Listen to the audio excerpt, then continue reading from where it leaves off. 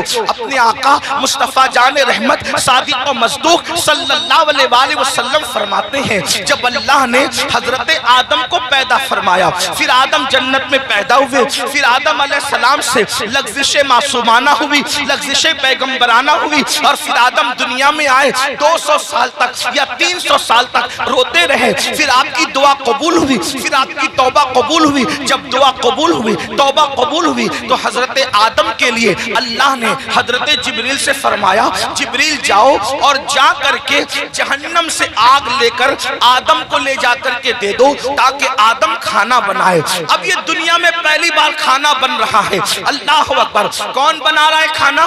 حضرت آدم۔ دنیا کی پہلی ڈش بن رہی ہے، دنیا کا پہلا کھانا بن رہا ہے، اور کون بنا رہا ہے؟ آدم علیہ السلام۔ اس کے لیے آگ، ابھی تک دنیا میں آگ نہیں تھی، دنیا میں آگ کا عطا پتہ نہیں تھا، بلکہ اب آگ کی ضرورت پڑی حضرت انسان کو۔ یہاں پر جو ہسٹری کے طالب علم ہیں اور تاریخ کے طالب علم ہیں ان کی توجہ چاہتا ہوں۔ اللہ اللہ، لوگ یہ کہتے ہیں انسان پہلے بندر تھا اور بندر سے ترقی کرتے کرتے وہ انسان بنا۔ یہ کون لوگ کہتے ہیں؟ وہ لوگ کہتے ہیں جو انسانیت کے ٹھیکیدار بنے ہوئے ہیں۔ کیا کہتے ہیں؟ انسان پہلے بندر تھا اور وہ ترقی کرتے کرتے انسان بنا۔ انسان پہلے ننگا گھومتا تھا، پھر ننگے سے پتے باندھنے لگا، پھر یہ کرنے لگا، پھر وہ کرنے لگا، پہلے جھک کے چلتا تھا بندر کی طرح، پھر یہ ہو گیا، پھر وہ ہو گیا۔ انسانیت کے لیے اس سے بڑی گالی کچھ نہیں ہو سکتی۔ اوروں کے نزدیک نظریہ یہ ہے کہ انسان پہلے بندر تھا، ترقی کرتے کرتے انسان بنا، لیکن ہمارے نزدیک تصور انسان یہ ہے کہ سب سے پہلے اللہ نے جس انسان کو پیدا کیا وہ اتنا خوبصورت تھا کہ اس کے حسن کو دیکھ کر فرشتوں نے اس کے آگے سجدہ کیا۔ نعرہ تکبیر، نعرہ رسالت، مسلک اعلی حضرت حضور سید امین القادری صاحب قبلہ، حضور فیضان اختر۔ انسانیت کو گالی دینے والے وہ لوگ جو کہتے ہیں انسان بندر تھا، واللہ پہلا انسان آدم علیہ السلام ہے، اور آدم اتنے خوبصورت تھے کہ حسن آدم کو دیکھ کر ملائکہ رشک کرنے لگے۔ حضرت بیدم شوارسی کہہ رہے ہیں اب آدمی کچھ اور ہماری نظر میں ہے، اب آدمی کچھ اور ہماری نظر میں ہے، جب سے سنا ہے یار لباس بشر میں ہے۔ کون کہتے ہیں ہمارا پہلا آدمی تو آدم ہے، بلکہ آدمی آدم ہی سے بنے۔ حضرت آدم علیہ السلام نور محمدی لے کر آئے، لیکن یہ تفصیل اس پر نہیں عرض کرتا۔ بات کیا عرض کر رہا تھا؟ پہلا کھانا بن رہا ہے۔ اللہ نے جبریل علیہ السلام کو حکم دیا جاؤ دنیا میں آگ نہیں ہے، آگ لا۔ پہلی بار دنیا میں آگ آئی، حضرت جبریل گئے، حضرت مالک سے کہا۔ کون مالک؟ یہ حضرت مالک جہنم کے داروغہ ہیں، یعنی جہنم کا پورا نظام سسٹم اللہ نے ان کو سونپ رکھا ہے۔ تو حضرت مالک علیہ السلام کے پاس جبریل کہتے ہیں، جبریل علیہ السلام کہتے ہیں مالک حضرت آدم کو آگ کی ضرورت پیش آئی ہے، اس لیے جو ہے مجھے آگ دیجئے۔ اب ذرا توجہ کرنا، جہنم سے آگ دنیا میں آ رہی ہے۔ حضرت مالک نے کہا کتنی آگ چاہیے؟ کھانا پکانے کے لیے آدم کو آگ چاہیے، ایک کھجور اتنی، کھجور جتنی ہوتی ہے کھجور اتنی آگ مجھے دے دیں تاکہ میں آدم کو لے جا کر کے دے دوں۔ حضرت مالک نے کہا اے جبریل اگر کھجور اتنی آگ آپ جہنم سے دنیا میں لے کر جائیں گے تو ساری زمین بھی جل جائے گی، آسمان بھی جل کر بھسم ہو جائیں گے۔ نہ زمین برداشت کر سکتی ہے نہ آسمان برداشت کر سکتا ہے۔ کھجور اتنی آگ دنیا میں گئی تو پوری زمین اور آسمان جل کر کے راکھ ہو جائیں گے۔ پھر اس کے بعد حضرت جبریل نے کہا اے مالک آدھی کھجور جتنی مجھے جہنم کی آگ دے دیجئے تاکہ میں ان کو لے جا کر کے دے دوں۔ تو حضرت سیدنا جبریل امین نے جب کہا آدھی کھجور اتنی جو ہے وہ جہنم کی آگ دے دو، تو تب حضرت مالک نے کہا اگر میں نے آدھی کھجور اتنی آگ دے دی تو بھی یہ حال ہوگا کہ دنیا میں آسمان سے کبھی بارش نہیں ہوگی، کبھی پانی نہیں برسے گا، اس لیے آپ آدھی کھجور اتنی بھی آگ نہ لے کر جائیں۔ تو پھر کہا کتنی؟ تو حضرت سیدنا मालिक ने कहा आप सुई के नाके इतनी या एक जर्रा जितना होता है उतनी आग ले जाएं, वो भी डायरेक्ट ना ले जाएं। अब मैं अपने भाइयों की तवज्जो चाहता हूँ। देखो ये सारे उन्मानात बहुत गौर करने वाले होते हैं, तवज्जो करने वाले होते हैं। मेरे भाइयों, हम आप लोगों की मोहब्बतों का एहतराम करते हैं, लेकिन एक बात आपको बताऊं, हमारे फोटो और हमारी तस्वीरें कीमती नहीं है, बल्कि रसूलुल्लाह की ये फरामीन अहम है जो आपको सुनाने के लिए बुलाया जाता है। और आप बहुत अच्छे से सुन रहे हैं, लेकिन थोड़ी आपकी तवज्जो चाहता हूँ। इतनी लंबी रिवायत मैंने पढ़ी, अब असल जो है वो जिस मकसद के लिए पढ़ी वो ये है, हजरत जिब्रील ने एक खजूर इतनी आग मांगी, मना किया गया। आधी खजूर इतनी आग मांगी, मना किया गया कि बारिश नहीं होगी आसमान से। फिर एक जर्रे के बराबर आग दी गई, तो हजरत मालिक ने कहा इसको भी डायरेक्ट न ले जाएं, बल्कि इसको पहले धुला जाए। तो जर्रा बराबर आग हजरत जिब्रील को हजरत मालिक ने दिया। 70 मरतबा जिब्रील अलैहिस्सलाम ने उस जहन्नम की आग को रहमत के पानी से धोया, उसको वॉश किया, धोया, और 70 बार धोने के बाद फिर उस आग को जर्रा बराबर दुनिया में लाया गया। लीजिए हजरत आदम, ये खाना बनाने के लिए है। तो हजरत आदम ने फरमाया इसको पहाड़ पे रखो। जब वो जर्रा बराबर जहन्नम की आग जिसको 70 बार धोया गया था, नदी के पानी से नहीं, नहरों के पानी से नहीं, दुनिया के पानी से नहीं, बल्कि रहमत खुदा के पानी से 70 बार उस जर्रे को और जर्रा बराबर आग को धोया गया था। और जब हजरत जिब्रील ने उसको पहाड़ पे रखा, तो पहाड़ पे वो जर्रा बराबर आग पड़ी, तो पूरा पहाड़ जल करके भस्म हो गया। और वो जर्रा बराबर आग ने जब पहाड़ को जला दिया, तो वो फौरन जहन्नम की तरफ लौट गई। पहाड़ के जलने से, उस आग के असर से जो धुआं निकला था, धुआं, वो धुआं पत्थरों में, लोहे में और जिन लकड़ियों में आग है उनमें घुस गया।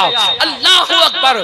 तो ये जो दुनिया में आग देख रहे हैं, ये आग वो आग नहीं है, बल्कि उस आग के असर से जो धुआं निकला था, धुआं, वो धुआं है जो ये आग दुनिया की आग है। अब मुझे बताओ, जर्रा बराबर जहन्नम की आग 70 मरतबा रहमत के पानी से धोकर दुनिया में लाई जाए, वो पहाड़ को जला दे और फिर जहन्नम में लौट जाए, तो उसके बाकियात, उसके धुएं के असरात इतनी तेज हैं कि अगर जला दे तो बस्तियां जलकर खाकिस्तर हो जाए, अगर जला दे तो इंसान मर जाए, अगर जला दे तो इंसान की आंखें अंधी हो जाए, अगर जला दे तो इंसान का दिमाग काम न करे। मुझे बताओ, 70 मरतबा रहमत के पानी से जर्रा बराबर आग पर ये असर है, तो वो जो जहन्नम की पूरी पूरी आग है उसका क्या हाल होगा, उसका क्या असर होगा। अब अल्लाह उसी आग से बचने का हुक्म दे रहा है। ऐ मोमिनो, मेरे महबूब के गुलामों, मेरे महबूब का नाम लेने वालों, मेरे महबूब का कलेमा पढ़ने वालों, अपने आप को उस आग से बचाओ। आप मुझे बताएं, जब ये जहन्नम की आग का धुआं है, जो दुनिया की आग है, हम इसको बर्दाश्त नहीं कर सकते, तो वो जहन्नम के दहकते हुए शोले, वो जहन्नम के भड़कते हुए शोले, जिसके बारे में हदीस पाक में आया है 3000 साल तक के उसको जलाया और दहकाया गया है। अब जहन्नम की आग मुकम्मल सिया है, मुकम्मल काली है। अब वो किसके लिए है? आइए अब तरतीबवार कुछ लोगों का जिक्र सुन ले। अल्लाह अल्लाह, काश अपनी कमजोरियों पे रहम करके, काश अपनी कमजोरियों पे रहम करके हम अपने आप को जहन्नम से बचाने की फिक्र करते, अपने बच्चों को जहन्नम से बचाने की फिक्र करते। आइए मैं एक हदीस पढ़ता हूँ, तवील हदीस रसूल पाक साहिब लौलाक सय्याह अफलाक सल्लल्लाहु अलैहि वसल्लम की। अल्लाह अकबर। आज बहुत सारे जराइम, बहुत सारे गुनाह हमारे समाज में बढ़ते जा रहे हैं। उनमें से एक गुनाह क्या है? फिल्म देखकर, सीरियल देखकर, पिक्चर देखकर लड़के और लड़कियों में आपस में اپنے افیئر کا معاملہ جگ رہا ہے، اور اب شاید ہی کچھ بچے اور بچیاں ایسے ہوں گے کہ جو افیئر سے محفوظ ہیں الا ماشاءاللہ، اور اس کے بعد پھر یہ افیئر کے معاملات، افیئر کی داستان انسان کو زنا تک لے جاتی ہے۔ اور یہ زنا کیا ہے؟ اب سنیے، اللہ اکبر، میرے اور تمہارے سچے نبی صلی اللہ علیہ وآلہ وسلم فرماتے ہیں آج زنا بڑھ رہا ہے، بلکہ آپ کو بتاؤں یہاں تک کہ لکھنے والوں نے لکھا ہر منٹ پر کئی زنا ریکارڈ کیا جا رہا ہے دنیا میں۔ تعفن ہے زنا کا، تعفن ہے بدکاری کا، اللہ اکبر۔ ہیرو ہیروئن کے چکر میں انسان اب زنا کو گناہ بھی نہیں سمجھتا۔ آؤ آؤ اپنے نبی کا فرمان سنو، اپنے سچے رسول کا فرمان سنو، اور اپنے آپ کو جہنم کی آگ سے بچا لو۔ اللہ کے سچے نبی، غیب کا نبی صلی اللہ علیہ وآلہ وسلم فرماتے ہیں کہ جب قیامت کے دن زانیوں کو میدان محشر میں لایا جائے گا، اللہ کرے کسی کو کوئی یہ گناہ نہ کرے، اور اگر کسی نے کی ہو تو وہ جلد سے جلد توبہ کرے، اس گندگی سے نکلے۔ اے میری قوم کے جوانوں، گندی فلمیں دیکھ کر، گندی پکچریں دیکھ کر کس میں ڈوبے جا رہے ہو؟ اللہ اکبر۔ زنا کے بارے میں تمہارے اور میرے سچے نبی صلی اللہ علیہ وآلہ وسلم ارشاد فرماتے ہیں کہ جب زانیوں کو قیامت کے دن میدان محشر میں لایا جائے گا تو پورا میدان محشر ان زانیوں کو پہچان لے گا، یعنی جنہوں نے دنیا میں زنا کیا ہے محشر ان کو پہچان لے گا، اور وہاں پر یہ جلسے اتنا مجمع نہیں ہوگا، 1000 2000 10,000 لوگ نہیں ہوں گے، 1,00,000 2,00,000 10,00,000 لوگ نہیں ہوں گے، کروڑ 10 کروڑ لوگ نہیں ہوں گے، ارب 10 ارب لوگ نہیں ہوں گے، بلکہ سارے اولین اور آخرین ہوں گے۔ انبیاء وہاں ہیں، صحابہ وہاں ہیں، اولیاء وہاں ہیں، سب وہاں ہیں، اور میرے اور تمہارے سچے نبی فرما رہے ہیں زانیوں کو، دنیا میں زنا کرنے والوں کو جب قیامت کے دن لایا جائے گا تو ان کو سب پہچان لیں گے۔ اس کی وجہ کیا ہوگی؟ اگر حدیث میں نہیں آتا تو میں بیان کرنے کی ہمت نہیں رکھتا، میرے مخدوم زادے سامنے موجود ہے۔ اس طرح کے عناوین جو ہے میں محفل کے اندر کہنے سے احتیاط کرتا ہوں، لیکن جب دل ٹوٹتا ہے اور قوم جو ہے جس آگ میں جل رہی ہو اور پھر رسول اللہ کا فرمان ہو، تو پھر میں حیا کے پردے میں آپ کے دلوں کے دروازے پر یہ بات ضرور رکھ دینا چاہتا ہوں، سنو سنو، زنا کے اڈوں کی طرف جانے والے جوان، یقیناً یہاں جو لوگ موجود ہیں وہ ایسے نہیں ہیں، لیکن آپ کو مخاطب کر کے ان تک خدا کے بندوں تک آواز پہنچانا ہے جو اس آواز کے مستحق ہیں، ان بچیوں تک آواز پہنچانا ہے جو اس آواز کی مستحق ہے۔ سنو، اللہ کے رسول سچے نبی فرماتے ہیں کہ زانیوں کو جب قیامت کے دن لایا جائے گا تو پورا محشر ان کو پہچان لے گا۔ پہچاننے کی وجہ کیا ہوگی؟ آقا فرماتے ہیں ان کی شرمگاہوں سے اتنی گندی بدبو آئے گی، اتنی خطرناک بدبو آئے گی کہ میدان محشر ان کی بدبو کو دیکھ کر ان کو پہچان لے گا۔ ذرا اندازہ کرو، زنا کی وجہ سے شرمگاہیں سڑ کر بدبو دار ہو چکی ہوگی اور اس سے بدبو آئے گی، محشر پہچان لے گا، میدان محشر کے لوگ پہچان لیں گے۔ مجھے بتاؤ جس کے منہ میں بدبو آتی ہے وہ کتنا شرمندہ رہتا ہے دنیا میں۔ نادان، اگر منہ سے بدبو آئے، آدمی اگر پیاز کھا لے فوراً پان کھاتا ہے، سونپ کھاتا ہے، کوئی چیز کھاتا ہے، منہ فریش کھاتا ہے، کیوں؟ میرے منہ میں بدبو نہیں آنا چاہیے۔ سن لو، جب آدمی منہ کی بدبو سے دنیا میں اتنا ڈرتا ہے کہ نیند سے اٹھنے کے بعد بغیر برش کیے وہ باہر نہیں نکلتا، دوستوں سے گفتگو نہیں کرتا، اللہ مگر قر اللہ اکبر، وہ موقع کیسا ہوگا، وہ حالات کیسے ہوں گے؟ فلم دیکھ کر کے کسی ہیرو کے چکر میں زنا کی طرف جانے والوں، میری قوم کے جوانوں، اللہ اکبر، آقا ارشاد فرماتے ہیں زانیوں کی شرمگاہوں سے سڑی ہوئی بدبو آئے گی تو پورا محشر ان پہ لعنت کرے گا، لعنت، محشر بھی لعنت کرے گا، فرشتے بھی لعنت کریں گے، اللہ بھی لعنت کرے گا، اور اللہ ان سے قیامت کے دن کلام نہیں کرے گا، ان سے اللہ بات نہیں کرے گا۔ اسی پہ بس نہیں، اب سنو، ابھی آپ نے جہنم کا ذکر سنا، آگے آقا فرماتے ہیں ان کو چہروں پر جہنم کی آگ رکھ کر بھڑکائی جائے گی، ان کے چہروں پر جہنم کی آگ رکھ کر کے زانیوں کے چہرے پہ آگ بھڑکائی جائے گی۔ کبھی تندور کے اندر کوئی چیز سیکی جاتی ہے تو کیسے الٹ پلٹ کیا جاتا ہے، زانیوں کے چہروں کو جہنم میں الٹ پلٹ کیا جائے گا، ان کے چہروں پہ آگ بھڑکائی جائے گی۔ اسی پہ بس نہیں، میرے اور تمہارے سچے نبی فرماتے ہیں پھر حضرت مالک یعنی جہنم کے داروغہ جہنم کی آگ کی بنی ہوئی قمیص اس کے بدن پر پہنائیں گے۔ ہائے ہائے، جو مئی کی گرمی برداشت نہ کر سکے، جو دسمبر کی سردی برداشت نہ کر سکے، یہ کمزور جسم جس پر مکھی اور مچھر چلے تو یہ کمزور جسم مکھی اور مچھر کے ڈنک کو برداشت نہیں کر سکتا۔ یہ کمزور جسم اگر بتی کے چٹکے کو، سگریٹ کے چٹکے کو برداشت نہیں کر سکتا۔ ہائے، زنا کرنے کی بنیاد پر جب جہنم کی آگ کی بنی ہوئی قمیص اس کم نصیب کو پہنائی جائے گی، اس کم بخت کو پہنائی جائے گی، اس کا حال کیا ہوگا؟